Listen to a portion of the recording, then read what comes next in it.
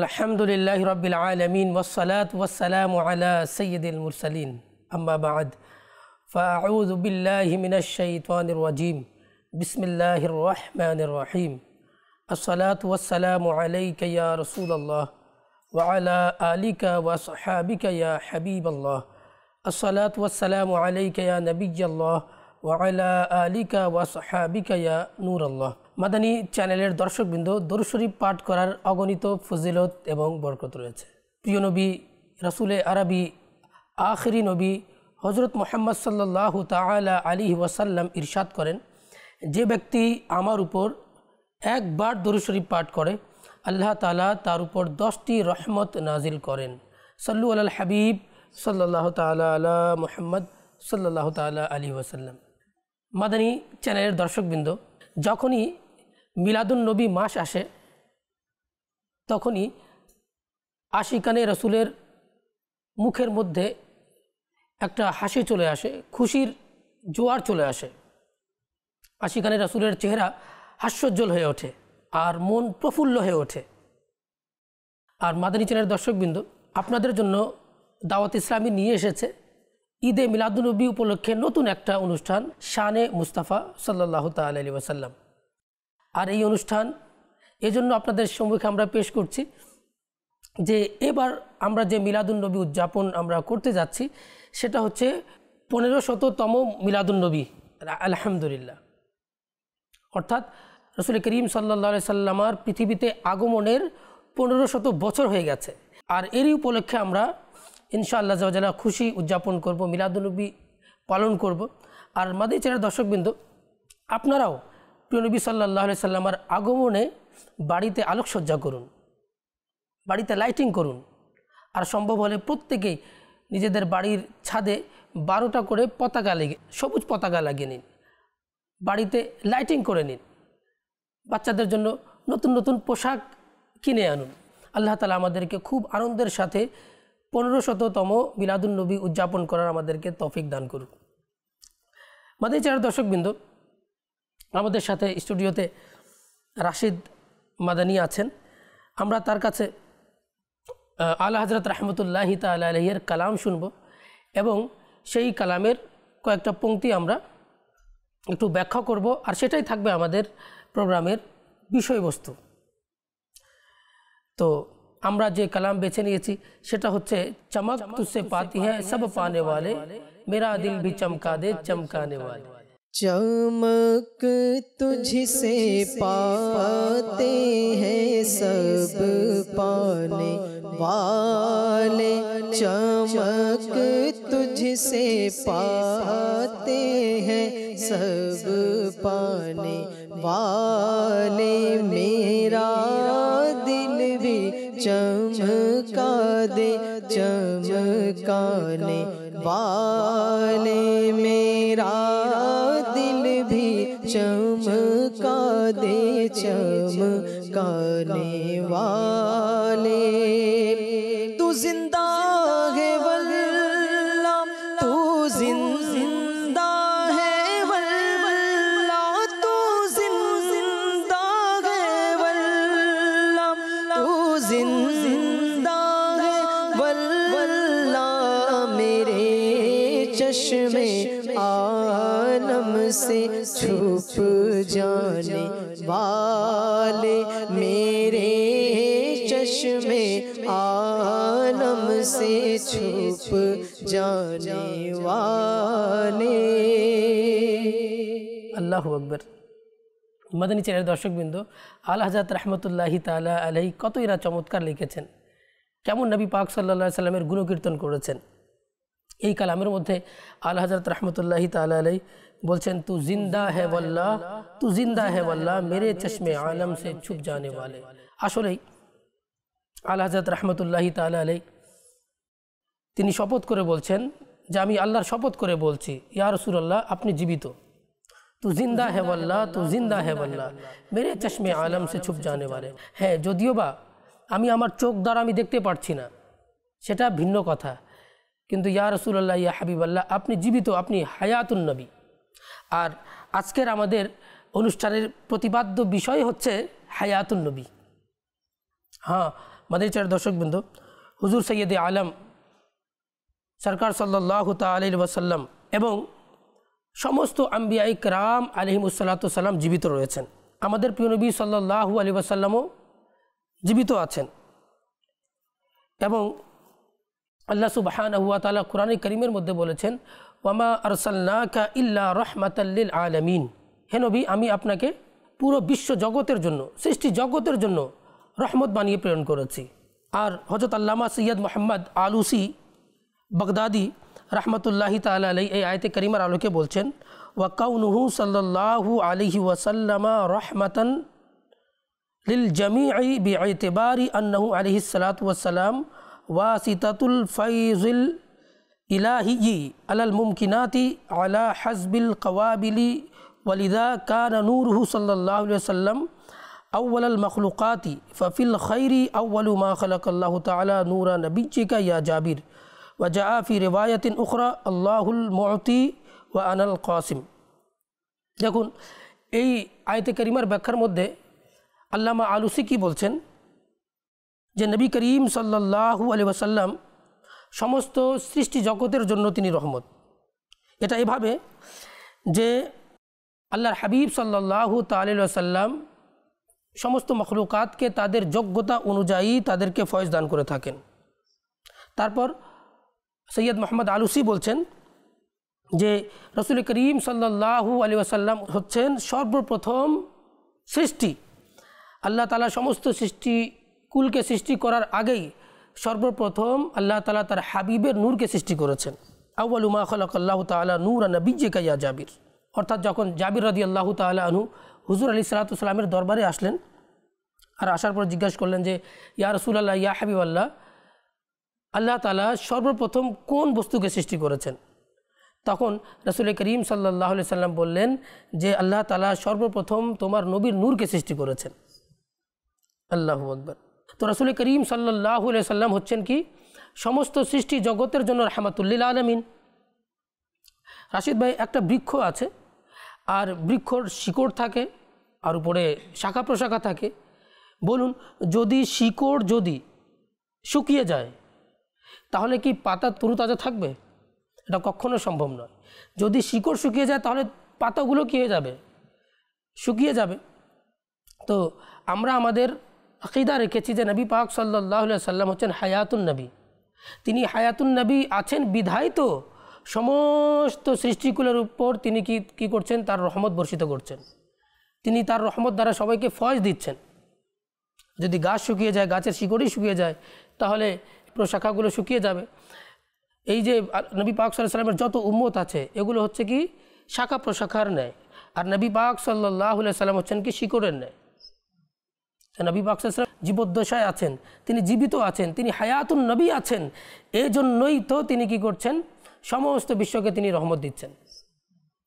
পৃথিবীতে যে ব্যক্তি যে ফয়েজ পেয়েছে আল্লাহু আকবার রাসূল করিম সাল্লাল্লাহু আলাইহি সাল্লামের মাধ্যমে পেয়েছে। কেউ সিদ্দিক হয়েছে, নবী পাক সাল্লাল্লাহু আলাইহি সাল্লামের সদকায় হয়েছে। কেউ ফারুক হয়েছে, নবী পাক সাল্লাল্লাহু আলাইহি সাল্লামের সদকা হয়েছে। কেউ উসমান যুন্নুরাইন হয়েছে, নবী পাক সাল্লাল্লাহু আলাইহি সাল্লামের সদকা হয়েছে। কেউ হায়দারে কর্রার হয়েছেন, নবী পাক সাল্লাল্লাহু আলাইহি সাল্লামের সদকা হয়েছেন। রাশিদ ভাই আলা হযরত রাহমাতুল্লাহি তাআলা আলাইহি কতই না সুন্দর বলেছেন যে লা ওয়া রাব্বিল আরশ জিসকো, একটু পড়ে শুনান না, লা ওয়া রাব্বিল আরশ জিসকো जो मिला उनसे मिला बढ़ती है कौनैन में नेमत रसूलुल्लाह की। ला वा रब्बिल अर्श जिसको जो मिला उनसे मिला, ला वा रब्बिल अर्श जिसको जो मिला उनसे मिला, बढ़ती है कौनैन में नेमत रसूलुल्लाह की, बढ़ती है कौनैन में नेमत रसूलुल्लाह की। আল্লাহু আকবার। আসলেই তো নবী পাক সাল্লাল্লাহু আলাইহি সাল্লাম হায়াতুন নবী আছেন বিধায় তো আমরা আছি। নবী পাক সাল্লাল্লাহু আলাইহি সাল্লাম যদি না থাকতেন আমরা কিছুই হতে পারতাম না। যখন রাসূল করিম সাল্লাল্লাহু আলাইহি সাল্লাম মিরাজ রজনীতে আল্লাহর দিদার করার জন্য তিনি চলে গেলেন, আল্লাহ তাআলা সেই মিরাজ রজনীর কথাটা আল্লাহ তাআলা 15 পারার সূরা বানী ইসরাইলের মধ্যে বলছেন যে সুবহানাল্লাযী আসরা বিআবদিহি লাইলাম মিনাল মাসজিদিল হারামি ইলাল মাসজিদিল আকসা আল্লাযী বারাকনা হাওলাহু লিনুরিয়াহু মিন আয়াতিনা ইন্নাহু হুয়াস সামিউল বাসীর। আল্লাহর হাবিব চলে গেলেন, জান্নাত দেখলেন, আকাশ দেখলেন, বাইতুল মামুর দেখলেন, সিদরাতুল মুনতাহা দেখলেন, সব কিছু দেখলেন, আরশে আজিমে গেলেন, লামাকা গেলেন, আল্লাহ তাআলার দিদার করলেন, আবার সেখান থেকে চলে আসলেন। যখন চলে আসলেন তখনও কি দরজার যে কড়াটা ছিল সেটা নড়ছিল। তো এত অল্প সময়ের মধ্যে রাসূল করিম সাল্লাল্লাহু আলাইহি সাল্লাম পৃথিবী থেকে গেলেন, আবার সেখান থেকে চলে গেলেন। একজন শায়ের কত না সুন্দর বলেছেন, वो खुदा के नूर को देख कर वो खुदा के नूर को देख कर भी जहान वालों में आ गए, सर अर्श जाना कमाल था कि वहाँ से आना कमाल है। তো বলার উদ্দেশ্য হচ্ছে, ব্যাখ্যাকারকগণ বলেছেন যে আসলে আমাদের নবী পাক সাল্লাল্লাহু আলাইহি সাল্লাম হচ্ছেন কি পুরা কায়নাতের জান। জান হ্যাঁ তো জাহান হ্যাঁ। আসলে রাসূল করিম সাল্লাল্লাহু আলাইহি সাল্লাম যখন পৃথিবী থেকে যখন চলে গেলেন তখন পৃথিবী একেবারে স্থির হয়ে গিয়েছিল। আবার যখন চলে আসছেন আবার পৃথিবী আবার নিজের মতো করে কি হচ্ছে চলমান হয়ে গেল। আলা হযরত রাহমাতুল্লাহি তাআলা আলাইহি কতই না সুন্দর বলেছেন, वो जो न थे तो कुछ न था, वो जो ना हो तो कुछ ना हो, जान है वो जहान की, जान है तो जहान है। वो जो न थे तो कुछ न था, वो जो न हो तो कुछ न हो, वो जो न थे तो कुछ न था, वो जो न हो तो कुछ न हो, जाने है वो जहान की, जाने है तो जहान है, जाने है वो जहान की, जाने है तो जहान है। আল্লাহু আকবার। মাদানী চ্যানেলের দর্শকবৃন্দ, আসলে আমাদের প্রিয় নবী সাল্লাল্লাহু আলাইহি সাল্লাম পুরা কুল কায়নাতের জান। জান হ্যাঁ তো জাহান হ্যাঁ। আল্লাহ সুবহানাহু ওয়া তাআলা কোরআনে কারীমের মধ্যে ইরশাদ করেছেন, ওয়ালা তাকুলু লিমান ইউকতালু ফি সাবিলিল্লাহি আমওয়াত বাল আহইয়াউ ওয়ালাকিন লা তাশউরুন।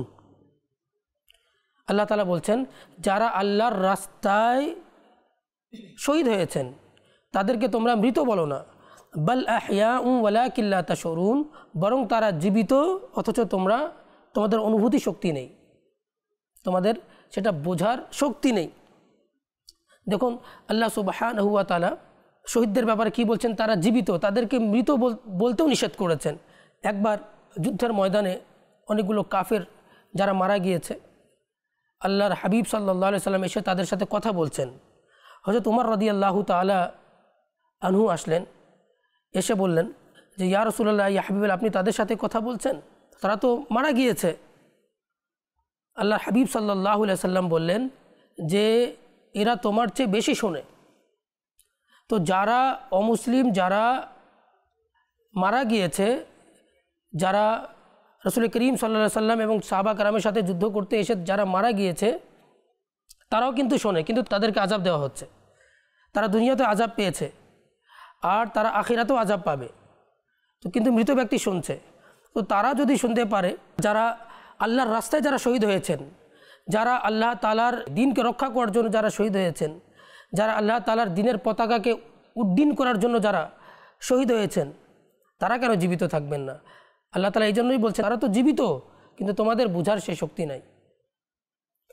আর আরেক জায়গায় আল্লাহ সুবহানাহু ওয়া তাআলা বলেছেন, ওয়ালা তাহসাবান্নাল্লাযীনা কুতিলু ফি সাবিলিল্লাহি আমওয়াতা, যারা আল্লাহর রাস্তায় শহীদ হয়েছে তাদেরকে তোমরা মৃত মনে করো না, বাল আহইয়াউন ইনদা রাব্বিহিম ইউরযাকুন, বরং তারা আল্লাহ তাআলার দরবারে তারা কি জীবিত, তাদেরকে রিজিক দেওয়া হয়।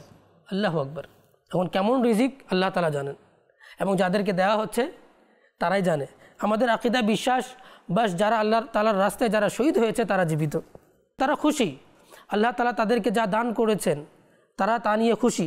ওয়াস্তাবশিরুনা বিল্লাযীনা লাম ইয়ালহাকু বিহিম মিন খালফিহিম, আর তারাও খুশি হচ্ছে যারা এখনও তাদের সাথে মিলিত হয় নাই, অর্থাৎ যারা এখনও শহীদ হয় না, তারা পৃথিবীতে যারা জীবিত আছে তো তারাও খুশি হচ্ছে যে একসময় তারাও কি তাদের সাথে গিয়ে সাক্ষাৎ করবে, তাদের কোনো দুঃখ নাই, তাদের কোনো বেদনা নেই। আমাদের যারা দর্শক বন্ধু, তার মানে সূরা বাকারার 154 নং আয়াত এবং আলে ইমরানের 169 নং আয়াত দ্বারাও বোঝা গেল যারা শহীদ হয়ে থাকেন তারা জীবিত। এখন মাদানী চ্যানেলের দর্শকবৃন্দ, আপনাদের কাছে আমার প্রশ্ন, যারা শহীদ হয়েছে তারা কার কথায় শহীদ হয়েছে? তাদেরকে আল্লাহ রাস্তায় জিহাদ করতে কে বলেছেন? আল্লাহ রাস্তায় যুদ্ধ করতে কে বলেছেন? আল্লাহ রাস্তায় প্রাণ উৎসর্গ করতে কে বলেছেন? হ্যাঁ, আমাদের প্রিয় নবী সাল্লাল্লাহু আলাইহি সাল্লাম বলেছেন। নবী পাক সাল্লাল্লাহু আলাইহি সাল্লামের আনুগত্য করতে গিয়ে সাহাবা کرام শহীদ হয়েছেন। তাদের যদি এই মর্যাদা হয়ে থাকে তাহলে নবী পাক সাল্লাল্লাহু আলাইহি সাল্লামের কেমন মর্যাদা হবে? যদি সাহাবা کرام হায়াত হয়ে থাকেন, যদি শহীদগণ হায়াত হয়ে থাকেন, তাহলে আমাদের প্রিয় নবী সাল্লাল্লাহু আলাইহি সাল্লাম কেন হায়াতুন নবী হবেন না? যারা শহীদ হয়েছে আমার নবীর বদৌলতে হয়েছে। লা ওয়া রাব্বিল আরশ জিসকো জো মিলা উনসে মিলা, बढ़ती है कौनैन में नेमत रसूलुल्लाह की। আর আল্লামা শাহ সৈয়দ কাজমি সাহেব রহমতুল্লাহি তাআলা আলাইহি অনেক সুন্দর বলেছেন। তিনি বলছেন যে এক হিসাবে নবী পাক সাল্লাল্লাহু আলাইহি সাল্লামও শহীদ। কিভাবে?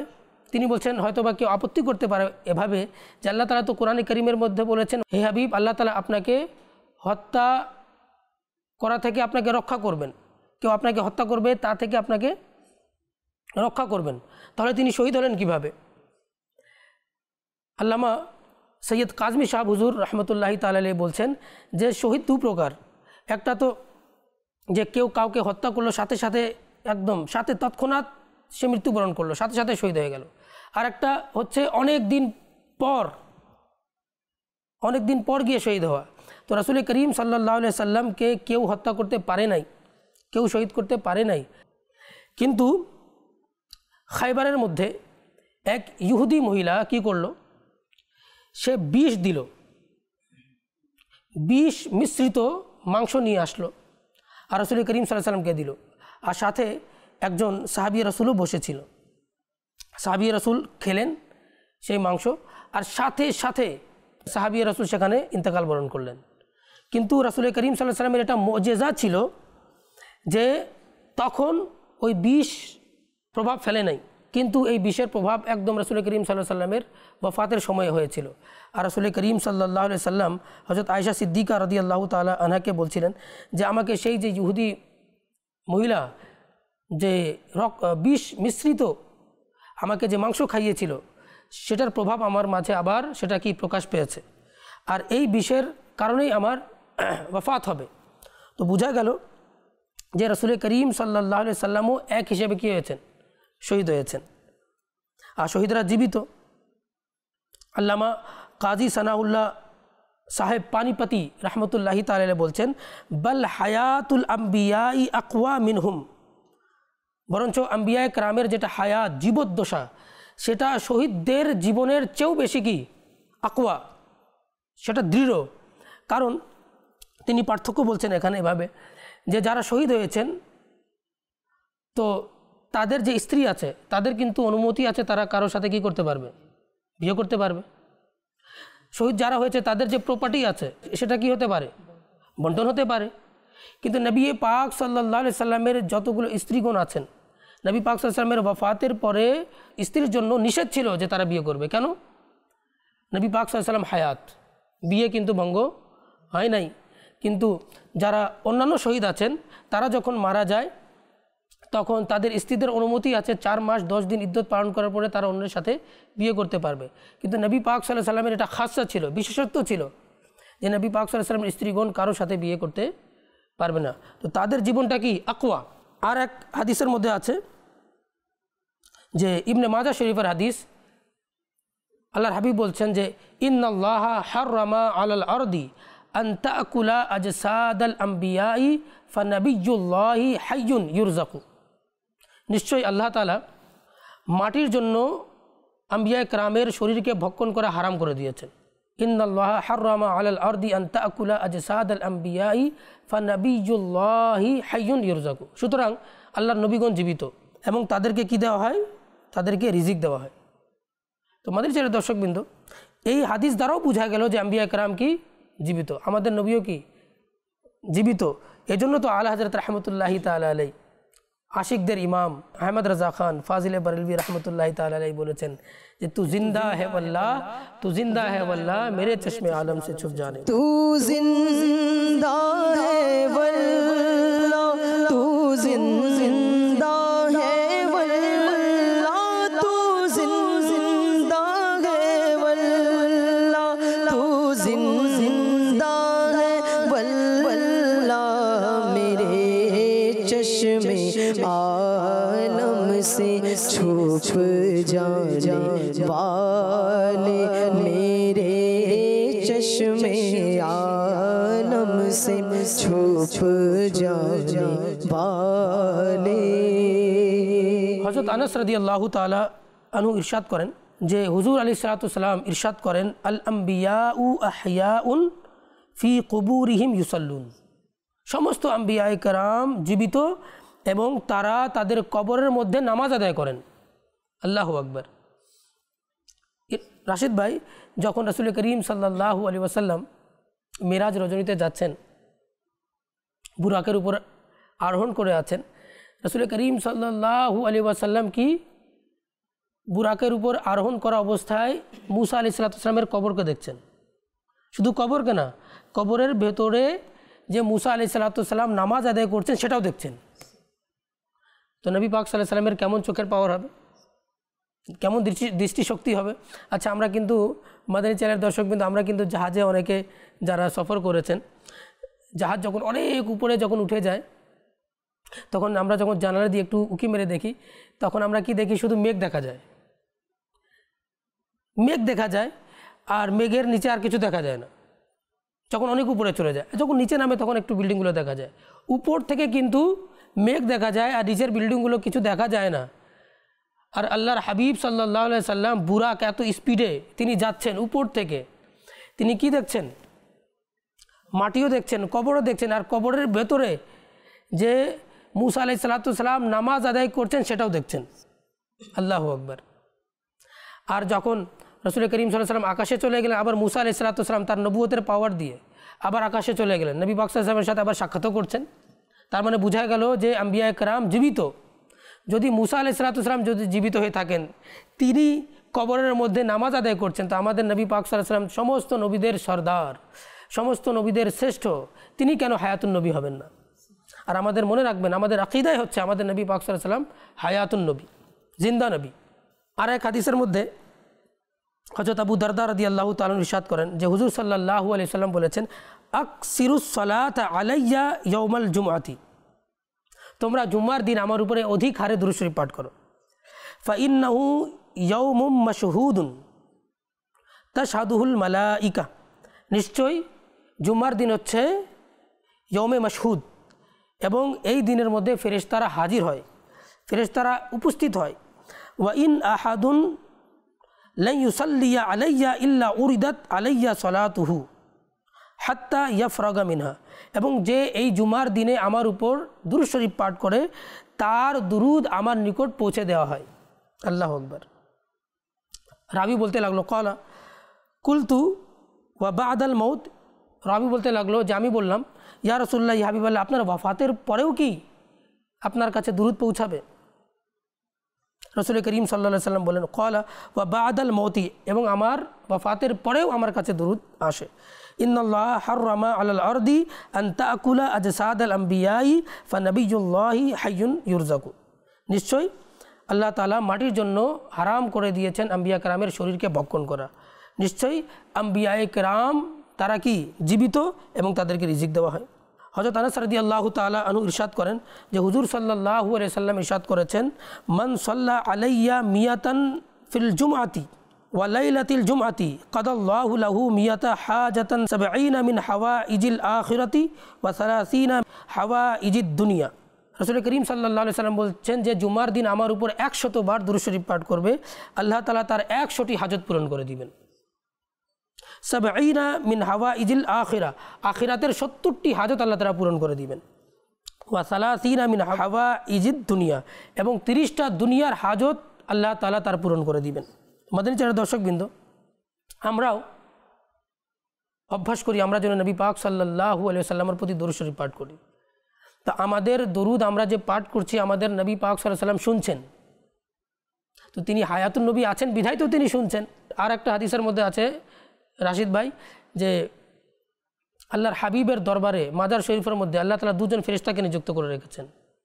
আর যে ব্যক্তি নবী পাক সাল্লাল্লাহু আলাইহি সাল্লামের উপরে দুরূদ শরীফ পাঠ করে, তখন ওই দুজন ফেরেশতা ওই ব্যক্তির নাম এবং তার বাবার নাম সহকারে আল্লাহর হাবিবের দরবারে পেশ করে যে ইয়া রাসূলুল্লাহ, ইয়া হাবিবাল্লাহ, অমুকের পুত্র অমুক আপনার প্রতি দরুদ শরীফ প্রেরণ করেছে। তোমাদের চ্যানেল দর্শকবৃন্দ, আজও আমাদের নবী পাক সাল্লাল্লাহু আলাইহি সাল্লাম আমাদের কথা শুনছেন। আমরা যে দরুদ শরীফ পাঠ করছি আমাদের দরুদ শরীফ নবী পাক সাল্লাল্লাহু আলাইহি সাল্লাম শুনছেন। বেশি বেশি দরুদ শরীফ পাঠ করেন।